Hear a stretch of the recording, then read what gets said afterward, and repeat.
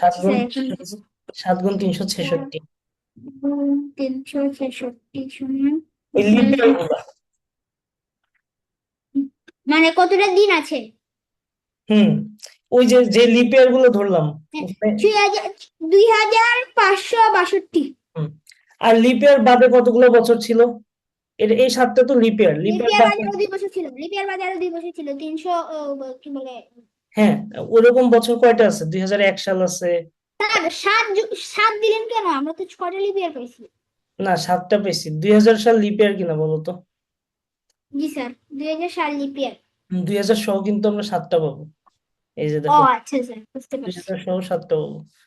আচ্ছা, এখন বলো যে লিপ ইয়ার ছাড়া কতগুলো বছর ছিল? 2000 থেকে 2026 পর্যন্ত বছর হচ্ছে 26টা টোটাল, তাই না? না, 27টা। 2000 সহ 27টার মধ্যে সাতটা হচ্ছে লিপ ইয়ার। তাহলে লিপ ইয়ার ছাড়া কয়টা আছে? 20টা 20টা 20টা। হ্যাঁ, এই 20টার হচ্ছে 365 দিন। তাহলে 20 গুণ 365। 365, 5 2 9 10 0 এগুলো 1 3 শূন্য বসিয়ে দিবেন। 7300।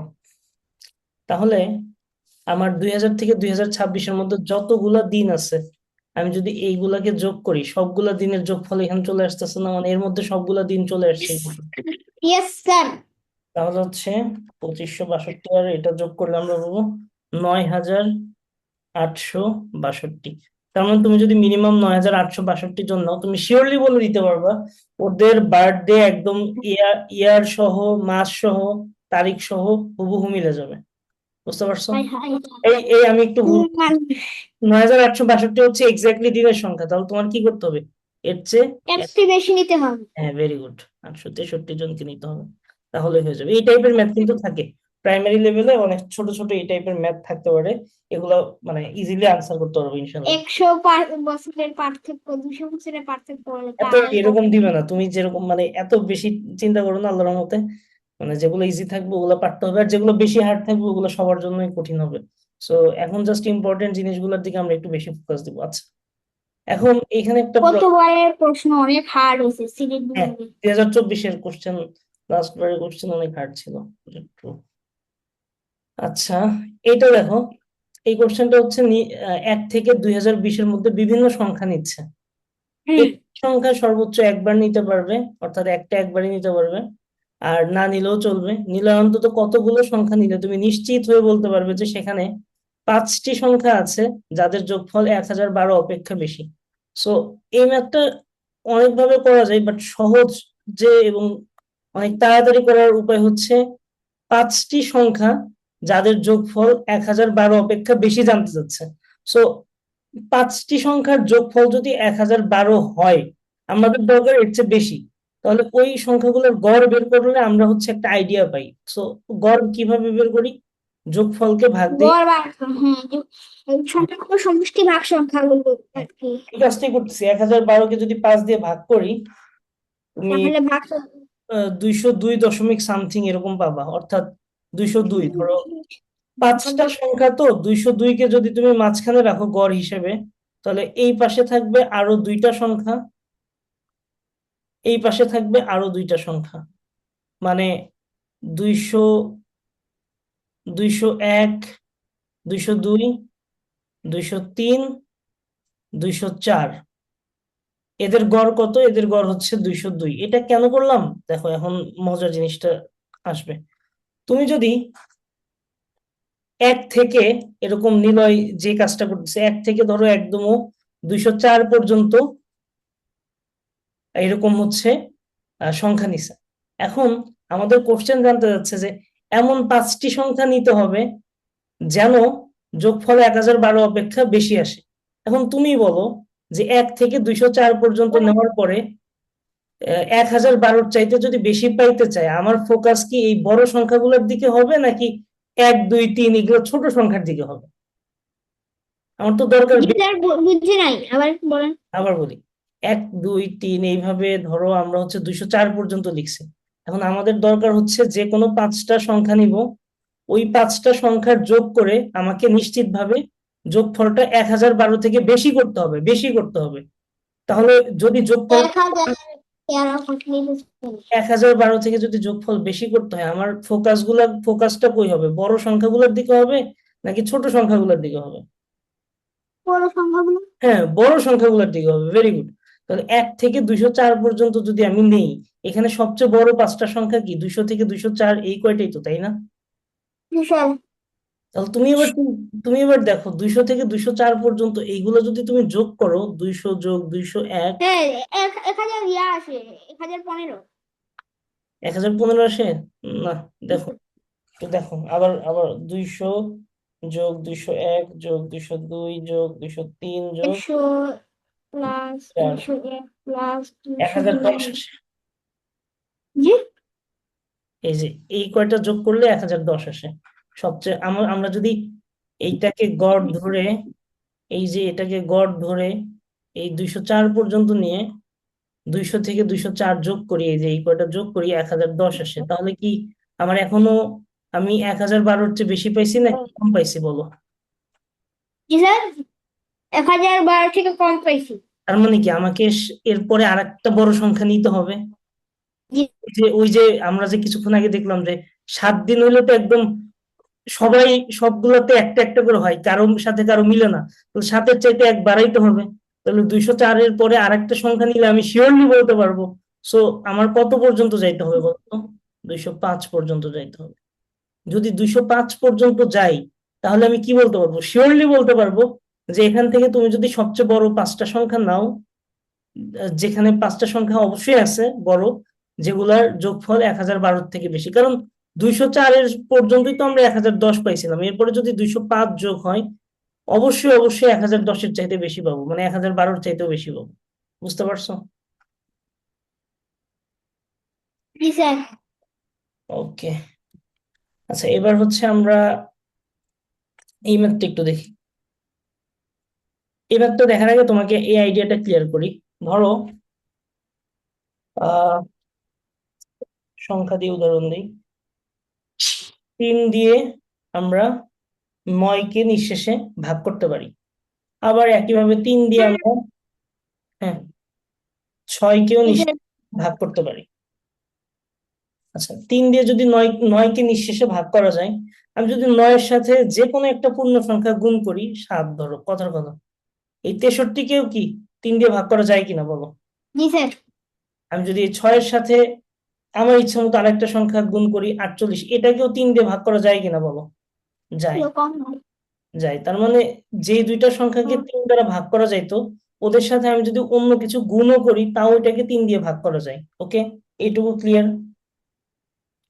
তাই নাকি স্যার? ওকে। এখন এই 63 থেকে যদি 48 বিয়োগ করো, তুমি কত পাবা? 63 থেকে 48 বিয়োগ করলে পাবা হচ্ছে 15, তাই না?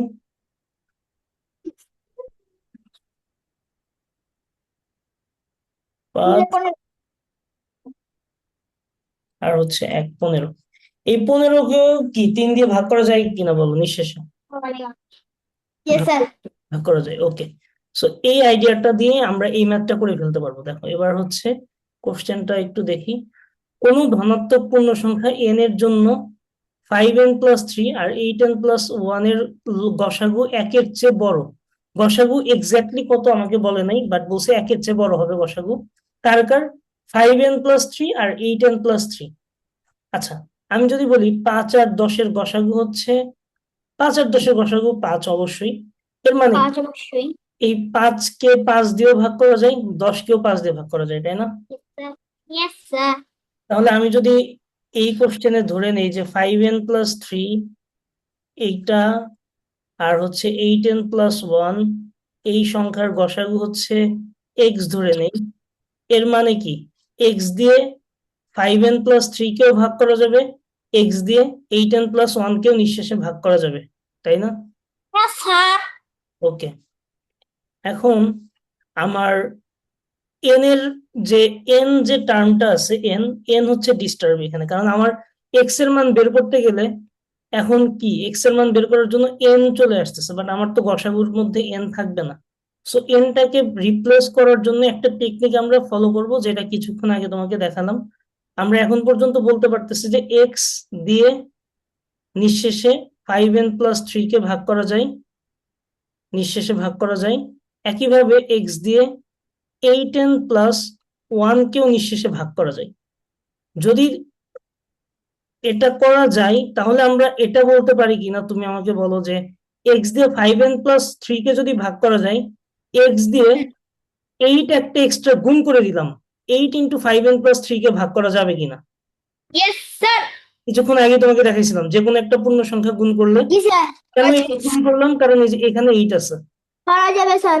হ্যাঁ আচ্ছা, আর এক্স দিয়ে যদি 8n+1 কে গুণ করা যায় তাহলে এক্স দিয়ে 5 × 8n+1 কে গুণ করা যাবে কিনা বলো, মানে ভাগ করা যাবে কিনা, সরি, জি স্যার। ভাগ করা যাবে। এখন এই কাজটা করার পরে আমাকে বলো যে তাহলে এক্স দিয়ে 8 × 5n+3 এই জিনিসটা মাইনাস 5 × 8n+1 এটাকে ভাগ করা যাবে কিনা। জি স্যার, জিরোটা কি এটা বিয়োগ এটাকে করা যাবে, কিছুক্ষণ আগে দেখিয়েছিলাম 63 - 48 এরকম কিছু একটা আসছিল, করা যাবে স্যার, করা যাবে। করা যাবে। আমি তো তাহলে এক্স দিয়ে এইটাকেও ভাগ করা যায়, তাহলে এক্স দিয়ে যদি এটাকে ভাগ করা যায়, এবার এটাকে আমরা একটু ভেঙে লিখি। 8-এর সাথে 5n গুণ করলে কত হবে, 40n, প্লাস 3 আর 8 গুণ করলে 24, মাইনাস 5 × 8n মানে 40n মাইনাস 5। দেখো -40n প্লাস 40n কাটা যায়, এখান থেকে থাকে কত, 24 - 5 মানে 19। তার মানে কি আমরা আলটিমেটলি বলতে পারতেছি যে এক্স দিয়ে, স্যার 24টা আসলো কোথা থেকে? এই যে 24 আসলো, ও হচ্ছে তোমার 8-এর সাথে 5n কে গুণ করছি 40n, 8-এর সাথে 3 কে গুণ করছি 24। তাহলে তো 40 24 দুইটা পাইছি স্যার। ও আচ্ছা, বুঝতে পারছি মাইনাস এই বুঝতে যে পারছি। এই পাশে নিচে -40n আর -5 × +1 -5। তাহলে এক্স দিয়ে 19 কে নিঃশেষে ভাগ করা যায়, ভাগ করা যায়। আমাদের তো এক্স এর মানটাই লাগবে। তুমি বলো এক্স দিয়ে 19 কে নিঃশেষে ভাগ করা যায়, 19 কে নিঃশেষে ভাগ করা যায় এরকম সংখ্যা আছে মাত্র দুইটা, কত কত তুমি দুইটা। 1 আর 19 মৌলিক সংখ্যা। 1 আর 19, তাহলে আমার এক্স এর মান হয় 1 না হয় 19, এই দুইটার মধ্যে কোনো না কোনোটা হতে বাধ্য। আর কোশ্চেন আমাকে বলে দিছে যে গসাগুর কি হবে, 1-এর চেয়ে বড় হবে, তাহলে 1 তো আর হবে না, 1-এর চেয়ে বড় 19 কোনটা। হবে, তাহলে 19 হবে। হ্যাঁ, তাহলে এটার আনসার হচ্ছে 19। বুঝছো? জি স্যার, বুঝতে পারছি। ওকে, আচ্ছা, রাতে আজকে এই পর্যন্তই রাখি, সকালে আমরা একটু বেশি পড়বো, 1.5 ঘন্টা পড়বো কালকে, 10:30 থেকে ইনশাল্লাহ 12টা, তারপরে জুমার নামাজ আছে। সো 10:30টায় রেডি থেকো, আমি লিঙ্ক পাঠিয়ে দিব। হ্যাঁ, আর স্যার স্যার, হ্যাঁ বলো। 10টা হয় না, 10টা হলে আমার জন্য একটু বেটার হবে। 10টা হলে বেটার, ওকে ঠিক আছে, 10টা কোনো প্রবলেম নেই। Okay sir, thank you sir. 10টা ওকে, আর তোমার প্রবলেমটা এখনই আমাকে পাঠিয়ে রাখো হোয়াটসঅ্যাপে, যেটা ওকে বলছো স্যার, কিন্তু এখনই পাঠাও। আমি তো ল্যাপটপে স্ক্রিনশট নিতে পারি। তুমি ফোন দিয়ে ছবি তুলো, ল্যাপটপের স্ক্রিনে ফোন দিয়ে ছবি তুলো আমার। মোবাইল তো নাই। আচ্ছা ও দেখি। আচ্ছা, তুমি সেহরির পরে পাঠাও, আচ্ছা স্যার, ওকে স্যার। সেহরির পরে পাঠাও, সমস্যা নেই। ওকে, আল্লাহ হাফেজ, ভালো থেকো।